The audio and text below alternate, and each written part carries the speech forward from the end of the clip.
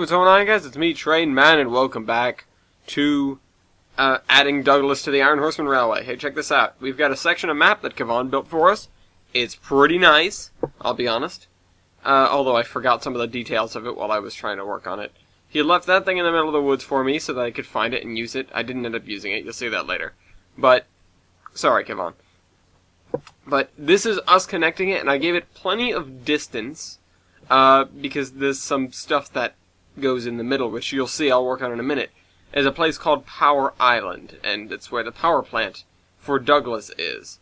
But the special thing about that is that there is a reference to it in episode 10 that's going to come out 2 weeks after Christmas. So, anyways, I have to raise this all up to, I raise it up to 100, because I figure that's our base, because I figure, okay, this is at 100, Douglas is at 100, it's going to be a nice flat run, just like Leighton to Troy, and then I realized, wait a minute, no, Douglas is actually at 50. That's where I told Kevon to put it. Don't get me wrong, it's not his fault. I forgot. It's been a while. So, this here is me going, oh crap, and sort of solving this problem very rapidly and filling that in with height level 50-ish, and then going, okay, well, let's figure out what we can put through here. So I decided to go out. First thing I do is map the river, basically almost draw a penis by accident right there, and map the river's tributary to create Power Island. That, of course, is the island that we just made. Next step is gauging the distance here, gauging the gradient. And that was, I think, 1.8 or thereabouts, so a little bit too steep. I needed to give it a little bit of room, which I do later. And then I spent some time adjusting spline points to get this track out of High Meadow Park without making it look weird. It's kind of difficult, and I end up adjusting the grass on the side, because I kind of give up on just doing it with the tracks themselves. So anyways, putting this all together.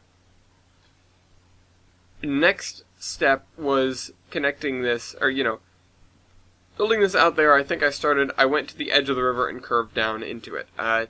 The original plan, I think, was I was going to seek out the river immediately and then go down along the banks, but I found out that that's not what's going to happen.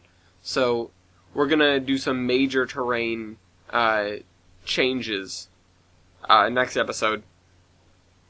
Also, what episode is this? We've got a run session coming up in a few weeks, don't we? This is... Let me check real quick. I have everything in a folder, so I can see what the last episode I produced was. Okay, so this thing, the thing that Kevon gave me, he figured it'd be good for a power plant. I figured it'd look pretty cool. I put that thing down and go, okay, well, that isn't what I'm looking for, and move on. We've got this substation here, and I'm trying to connect these guys. The other thing is, I think I'm going to look up a different bridge. You guys will see in a minute, but I think I'm going to look up a different bridge than the one we end up using. In this episode, there was a lot of me sort of sitting there and cycling through the menus looking for stuff. I really hate it when I have to do that, but there's no other way for me to friggin' figure out what's going on sometimes. Like, what I need. I don't know the names of stuff more often than not. I just have to scroll through until I find something that tickles my fancy, and then put it down and go, okay, well, let's find stuff like it. So we've got this.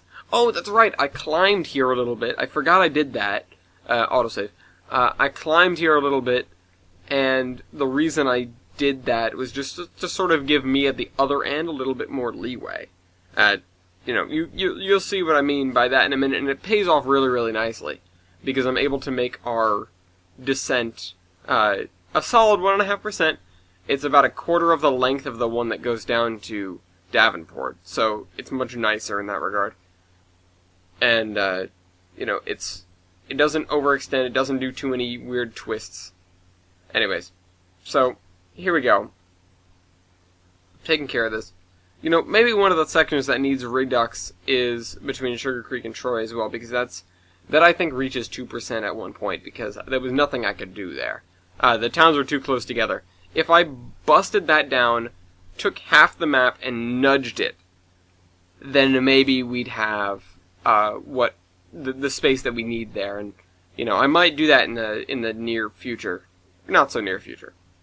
Whatever. We all know there's stuff on this map that needs changing, updating, whatnot. although I have other projects that I'd like to attend to, and this isn't going to be a major running map anyways, it's more of a set, to be honest. If we'd stuck with it and gone with the this is going to be multiplayer compatible thing, I would have been a lot more careful with how the map actually turned out. So anyways, we're cutting that open to make way for the bridge. And I use this 3-track bridge and then realized that's kind of narrow for a 3-track bridge. Let's use the 4-track bridge. There we go. And that's wide enough. And I think I leave that without tracks for a little while. The biggest goal for me this episode was make the route runnable from end to end. I did not put the signals back this episode.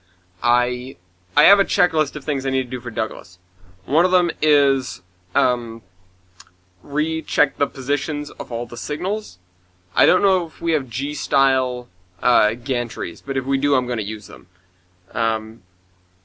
Because some of the signals right now are just kind of in awkward places, and I feel like trains could be hitting them as they went by, and I don't want that. I really like gantries in that regard. But, re-signal Douglas, redo some of the track work into Union Station there, and also be a little bit more picky as to which lines have catenaries out and which lines are actually missing catenaries. Because I'm not sure some things that are going to happen. I'm not sure of what everything there needs to be. We were kind of just building on the fly. Kevon was asking me stuff, I was answering his questions, but, I don't even know sometimes, like, what I want in the end. And, some things get lost in communication anyways, but it's like, do you want such and such? Yeah, sure, just do this, that, and the other. And, I normally get what I ask for, it's just sometimes what I ask for isn't really what I need in the end. I don't know. But communication breakdown, it's always the same. Having another breakdown drives me insane. So, this power plant, I spend ages trying to figure out. Eventually come back. So I left, came back, looked up power plants, found this one again, went, this is better, and just said F it and went with it. So, attaching that building to the end, it's a, let's call it a newer edition. That substation, because I like the look of it, over there. And then just put a couple of these spools in there, and the crane as well. And call it a day. So, also the little pump house shack, because I've got to put some pipes into the river there.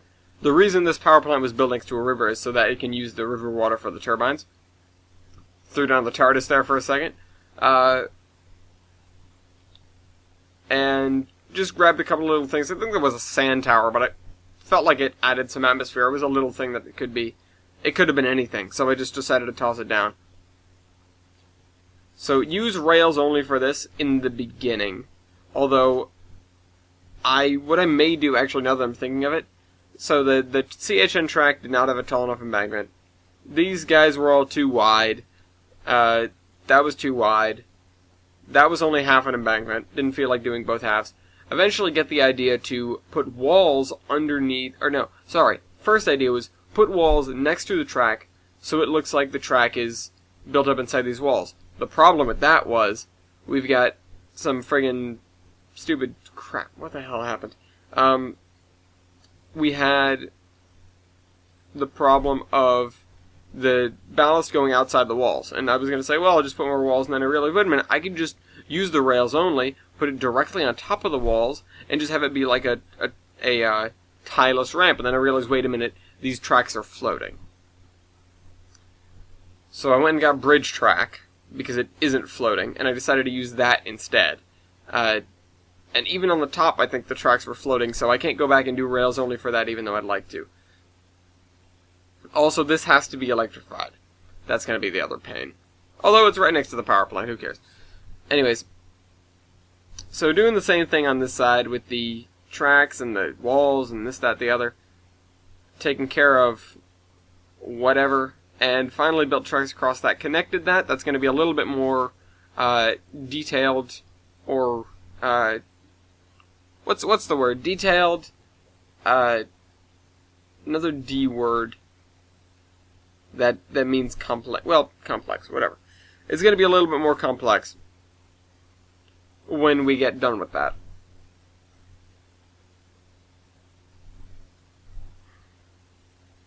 Anyways, we had to put the second track along the side here. Sorry, I had to yawn.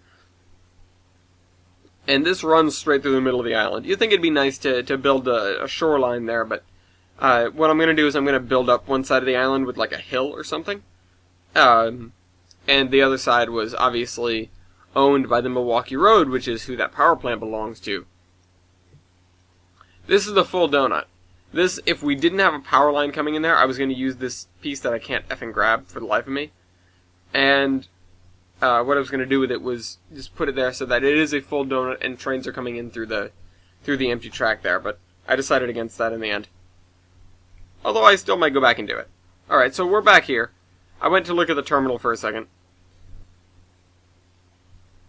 We're back here. I'm flattening this out to another level. Not excuse me. Not quite the level we had. What was I looking for here? I was looking for, a road, that's right. But that doesn't go that way. This goes this way and into High Meadow Park. But I needed to find something else, so I decided to grab a yarn intersection there, throw it here, and then split off this road and it'll run a course that you'll see. And Jader, this is the area for you to do, between the farms and the river, and anything else in the area that isn't done yet. Not on the other side of Wyvern. Not on the other side of Wyvern, not on the other side of High Meadow Park. Basically, everything between Wyvern and High Meadow Park that is incomplete. That's your job. No mountains. Don't worry. So, anyways, I'm building this road to not suck. And it's actually kind of in the ground for all of it, and I don't know, I regret that. I guess it shouldn't really be. There's really no reason for it to be in a cut the whole time. But anyways. Rechecking everything.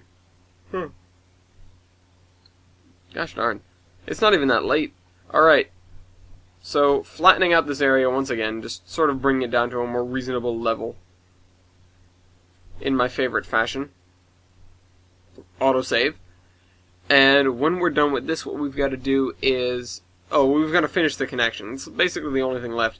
And we've got to put some of the river in place. Now, the thing that's nice is the river goes off the map. The river goes off the map at the... What is that? The western end there. Alright, you'll notice I'm filling this in. I'm doing this with purpose, not because I didn't want a river there. Because I'm going to come back and do it with the other tool. Because, well, frankly, it looks stupid the way I did it.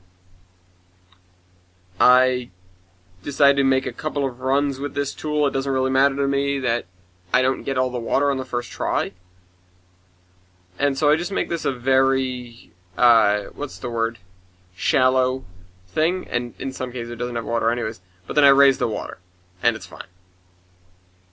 I decided to use that same height to take care of this side of the river and narrow it up a little bit because, it needed to be narrowed up a little bit. It was far too wide for the amount of river that was pouring into it. Although we ended up making it exceptionally shallow. Which is, kind of the Western River thing. Wybold knows it. I've noticed his rivers are the wide and flat but shallow, and mine are kind of the opposite, and that's just geography talking, local geography talking. It's not right or wrong. It does always throw me for a loop when I see it, but then I have to remember, oh wait, things work differently. Different parts of the world, different kinds of rock, different kinds of, erosion, whatever. Anyways, so we do this. This is just to get our texture here and make our waterfall right there. And I don't know what texture that was. I'll probably replace it later. I hope I'll replace it later because that was crappy texture. And the next thing is I've got to pave this line and make it the correct elevation. Now, I think I figured out how to use the gradient tool, because I was getting fed up with the other tool earlier. And so we hit rock bottom right there. So honestly, I think I could even lower this to like 1.3% maybe, or even 1.2 or 1% if I wanted to drag it down that far. But I don't know, I'll push it later. I found that tunnel. I found this tunnel looked wicked short, so I had to test some stuff in it. I picked Johnson, and he was one of the tallest things I know, so he fit fine. So it wasn't that. It just looked weird to me. Alright, so we use this bridge. We've used that bridge before. We've used the single-track version of that bridge plenty of times.